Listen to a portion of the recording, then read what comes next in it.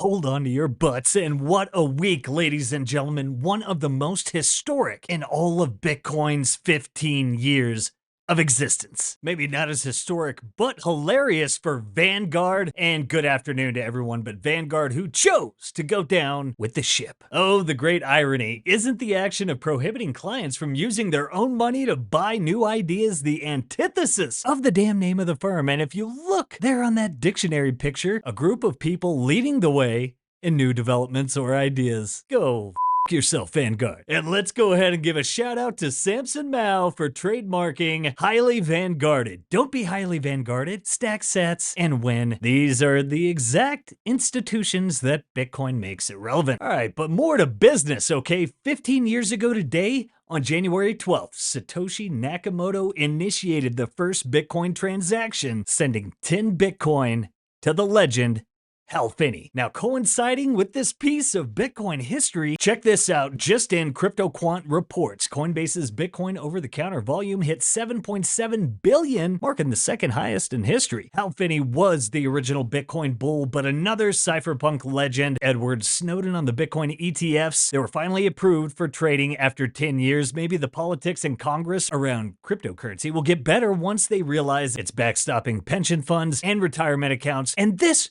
was foretold by the great Hal Finney 15 years ago. I think with everything that's going on, it's safe to say 15 years later, we are winning. Bitcoin is still running. And in the grand scheme of things, we are just getting started. We got a lot to cover. Let's get it. Party, that party. Yeah, come and have a good time with G.O.D. We have talked about this many times, this culmination of events, this perfect storm forming for Bitcoin. And I think Hal Finney would be happy to see that the Bitcoiners, the hodlers, those toxic maxis, and everyone else in between are working very hard for that Omega.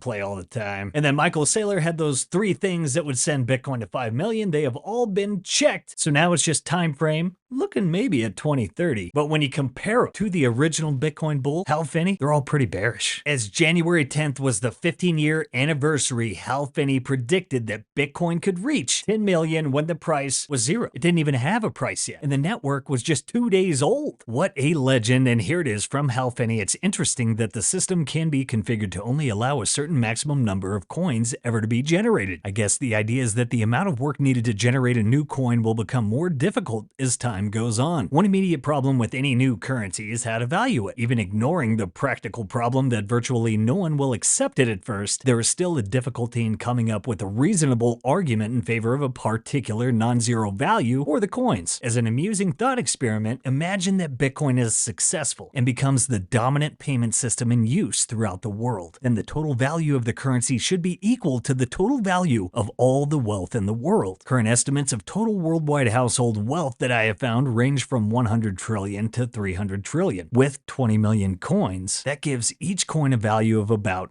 10 million. So the possibility of generating coins today with a few cents of compute time may be quite a good bet, with a payoff of something like 100 million to 1. Even if the odds of Bitcoin succeeding to this degree are slim, are they really 100 million to 1 against? Something to think about. When it comes to being a Bitcoin bull, there is no second best. And in this post, it tells us how far we've come in these 15 years. How many naysayers have had to shove their own foot in their mouth. Here we go. Digiconomist lost. Greenpeace lost. Elizabeth Warren lost. Gary Gensler lost. Ripple lost. Jamie Dimon lost. The shitcoiners lost.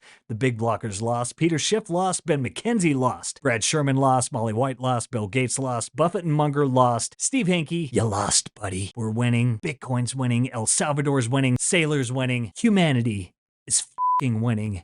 Thank you, Hal Finney. And taking a look at this, like to be able to see Bitcoin hit that, you had to also see the different transitions ahead of time that Bitcoin would go through en route to becoming that world reserve currency or base money. Here's Samson Mao. Bitcoin ETFs are approved. Trading begins. In the perfect storm, we had the ETF ad campaigns, nation-state adoption, the halving is coming up, Veblen effect, 118x multiplier. We have a supply shock coming, guys. It's already here. There is not much Bitcoin left on exchanges for these institutions and nation-states and blue-haired, paper-handed pansies. But we have a recursive demand shock, low Bitcoin supply on exchanges, max pain theory. Bitcoin tends to do that. Renewed QE, money printer going burr again, FASB accounting. Oh, you'll make a candle maybe closer than we think. In this amazing week, as we go through this transition, man, there were so many great pieces of content put out there, and one here from Jeff Booth and Balaji. This time, Bitcoin brings we the people to the entire world. Like I was talking about this, any individual in the world can invoke Magna Carta for themselves independently by just buying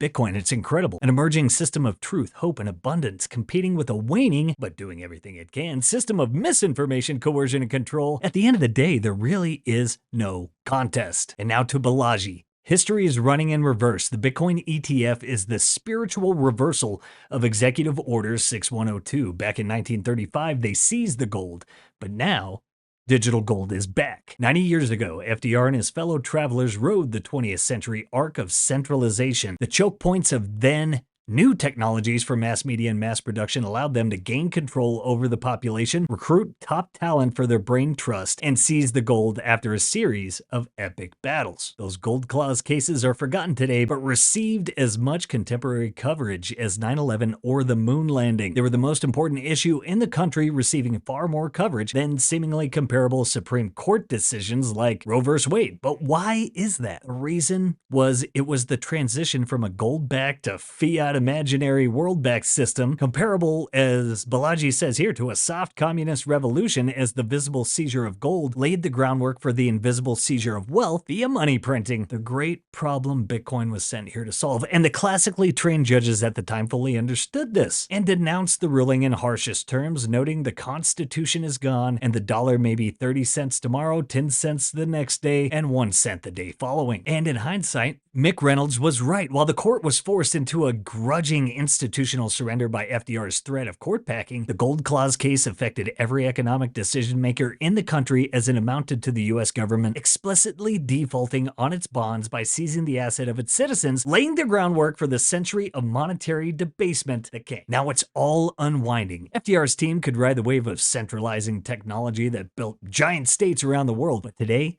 technology favors decentralization, personal computers, end-to-end encryption, mobile phones, and of course, Bitcoin. Thus, top talent isn't being pulled into a government brain trust, it's being brain drained out of the US establishment, and as a consequence, the epic legal battles are on balance going our way. It's not just the DC Circuit case, the ideological conflict between decentralization and centralization, reflected in the 3-2 vote for the ETF approval itself. Reed Pierce's brilliant pro-liberty approval, Crenshaw's sour denial, and Gensler's reluctant approval. We're going to get to that in a second. But in all of those, you're going to see echoes of the Gold Clause case, but in reverse. This time, it is the centralized state that is being forced into a grudging institutional surrender. And a surrender it is, as Crenshaw's dissent makes clear, quote, "There is no primary regulator for the Bitcoin spot market. Spot Bitcoin ETPs will be participating in an unregulated, fragmented, continuously traded global free-for-all. Even if there was a primary regulator for this market, much of it could be beyond the reach of US regulation." Let that sink in, ladies and gentlemen. Little Freudian slip, but this is what the US establishment is truly fearing. Not Bitcoin as fraud, but Bitcoin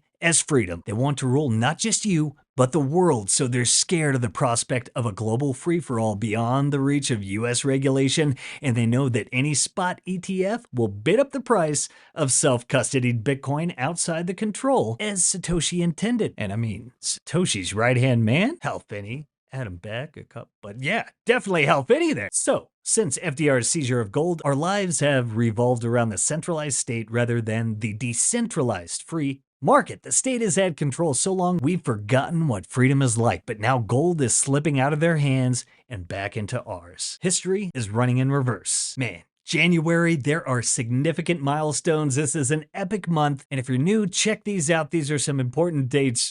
First off, January 3rd, Genesis block was mined in 2009. Hal Finney's tweet running Bitcoin, 10th of January 2009. And here we are, making me think, don't always look at maybe what Gary said. He was very begrudging in his announcement. But at the end of the day, what did Gary do? He signed off. And on the same day as Hal Finney's running Bitcoin, SEC approves the spot Bitcoin ETF. And then here we are today, Satoshi's first Bitcoin transaction sending 10 Bitcoin to Hal Finney. What an interesting way history rhymes and the universe kind of brings these things together. And there is the legendary running Bitcoin tweet now 15 years later. This was the first ever tweet mentioning Bitcoin posted by the legend himself. Now, this was a great catch from Marty Bent. Here's a random and useless fact for the freaks. Hal Finney's original post on Bitcoin banks was posted on the 1-year anniversary of the first Bitcoin difficulty adjustment. Let's check it out. Now, this one is another very interesting, the foresight from Hal Finney. One thing I'm interested in is what did he mean by Bitcoin banks? Was this the integration into the TradFi system, or was this something more like Fedi mints and things of that nature? But let's check out this amazing prediction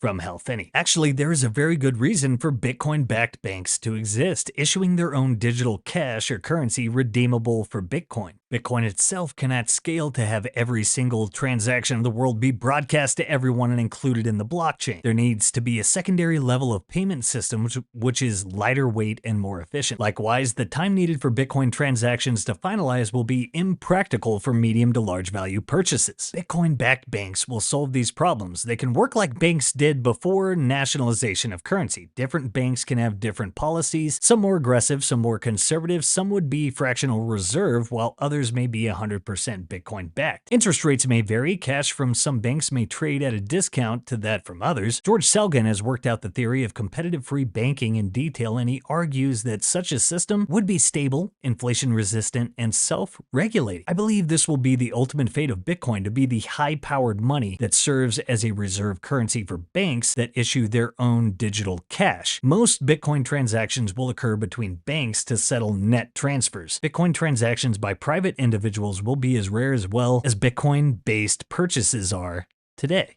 Hal Finney, Nostradamus, but hey, incredible to be able to foresee those things, just like weeks after Bitcoin was created. We are accelerating towards that vision that Hal Finney had like 15 years ago. It's insane. Important to remember, Bitcoin does not misfire. Every legacy system that is built on proof of stake, fiat, it has human error and fraud risk. This is why we tell you, don't buy an ETF, take self-custody. That is the revolution. Thanks to Bitcoin, the work from Satoshi, Hal, Adam Beck, so many others, Bitcoin replaced this human stakeholder risk with reliance on energy, nodes, servers. Bitcoin proof of work is the innovation that eliminates human trust and risk. Some people refuse to see it. Some people will not put in the work. Then some of those, over time, they just have no choice but to bend the knee. Like our friend Larry Fink, who just said Bitcoin is no different than what gold represented for thousands of years. I believe, I believe it goes up if the world is more frightened, if people have fearful of geopolitical risk, they're fearful of their own risk. It's no different than what gold represented over thousands of years. It is a asset class that protects you. Right. And unlike gold, where we manufacture new gold, we're almost at the ceiling of the amount of Bitcoin that be created. When you hear somebody like Cathie Wood, yes, who was on our broadcast yesterday, say that her base case is that this turns into a $600,000 a Bitcoin valuation, base case, and a million plus in a super optimistic case. Are you anywhere in her realm? I haven't thought about it. To me, that what we are trying to do is offer an instrument that can store wealth. I think if it gets that even close to that high, gold will represent even a bigger value. And let's be clear, if you think it's digital gold, there's going to be a reference point between gold and Bitcoin. And to think of the history this week, you better take advantage of those cheap sats while they're there, because if you do some looking into how the ETF works, see where a lot of this capital hasn't really hit the Bitcoin yet. And let's take a look at this. Even the least traded Bitcoin ETF yesterday surpassed 95% of all 2023 ETF launches in volume. Hal saw this 15 years ago. There is no second best. Maybe you're wondering just how far away is that 10 million cuck buck Bitcoin? Check out this post from MD Bitcoin. I cannot believe that Bitcoin is not at fiat level of 500K. Me either. But that just lets you know we're still so early because people can't do basic math yet or haven't figured it out. But I like this, and I think it's not only by, market and people making that decision, opting out, but also being forced into it based on macro and geopolitical tension. But hyperbitcoinization should happen between 2026 to 2030. It is truly astounding that so many people are content living in fiat subjugation. If the existing economic system cannot shock them into understanding what could realistically make them comprehend its possibilities. In some ways, there's too many zombies. They're happy in enslavement. They love its convenience. How the fuck can we wake them up? Well, to MD, I think I'm going to lean with Saifedean, who said Bitcoin is gunpowder. There will be those who will choose and opt out and get on the ark. And then there will be those who will be forced onto the ark and they will get Bitcoin at the price they deserve. And it looks like Vanguard's going to be paying a pretty penny. And this is a reminder, Bitcoin isn't an NFT. Bitcoin's not BRC20. Bitcoin's not crypto. Bitcoin's not ordinals. Bitcoin isn't fucking Coinbase. It's not shit coins. It's not BlackRock. It's not fucking blockchain. It's not meme coins, it's not tokenization, and it's not mining stocks. Bitcoin is Bitcoin. One Bitcoin equals one Bitcoin. And Bitcoin is here to separate money from state. So you can get on board or get the fuck out the way. And for all of you that have that Bitcoin Frosty and self-custody off of exchanges, you're probably feeling like SpongeBob right now. This is that face you make when you successfully front-ran BlackRock. Yeah. For professional regards over here. If you don't have Bitcoin and self-custody, it's not your Bitcoin. It's a paper claim on that Bitcoin. Here's one from Luke Broyles. The ETF is cheap if you forget the fees, if you forget the spread, if you forget non-Bitcoin convertible, if you forget counterparty risk, if you forget lack of optionality from not holding the underlying asset. Unit bias makes a bad deal seem like a good deal. But hey guys, the launch. What an incredible week. It was a super Bitcoin week with the complete circus from the SEC, not to mention Clown World going